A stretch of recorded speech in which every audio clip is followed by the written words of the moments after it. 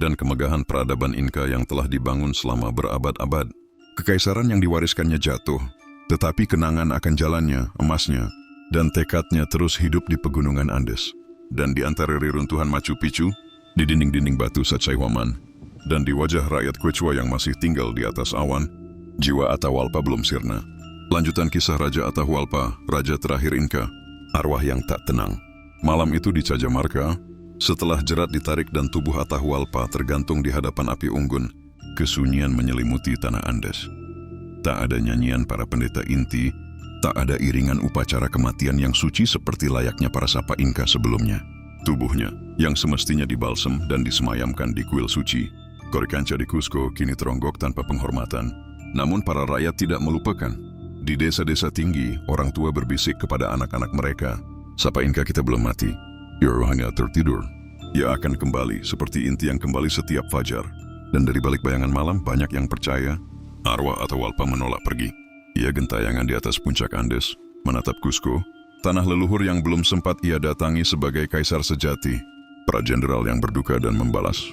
Kabar kematian Atahualpa menyebar cepat, lebih cepat dari kuda Spanyol. Di Cusco, para bangsawan yang masih setia bergidik ngeri. Tapi yang lebih berbahaya adalah para jenderal utamanya, Rumiñawi, Calcuchimac, dan Quisquis, yang tak pernah menyerah pada penjajah asing. Rumiñawi, sang jenderal dari utara yang paling setia, membakar kota Quito agar tak jatuh ke tangan Spanyol.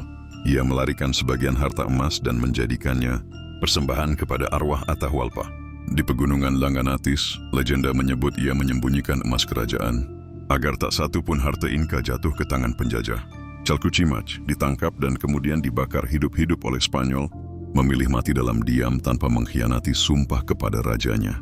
Quisquis memimpin perlawanan berdarah-darah di wilayah selatan, menyerang kota demi kota yang sudah diduduki. Ia tak pernah ditangkap dan menurut legenda, menghilang di pegunungan sambil membawa pesan, "Aku akan kembali saat sapa Inka bangkit." Bangkitnya boneka dan jatuhnya Cusco. Setelah kematian Atahualpa, Pizarro tahu bahwa untuk menguasai kekaisaran ini, ia membutuhkan simbol. Maka ia mengangkat Manco Inca, salah satu kerabat Atahualpa, sebagai boneka raja. Namun Manco Inca meski awalnya menurut, ternyata menyimpan api pemberontakan di dadanya. Ia melihat bagaimana rakyatnya disiksa, wanita bangsawan dipaksa menjadi selir, dan kuil-kuil suci dijarah emasnya. Maka pada tahun 1536, Manco Inca melancarkan pemberontakan besar, pengepungan Cusco. 10.000 prajurit Inca mengepung kota, membakar dan menghancurkan benteng Spanyol. Selama berbulan-bulan langit Cusco dipenuhi asap dan panah, tapi pada akhirnya teknologi senjata dan bantuan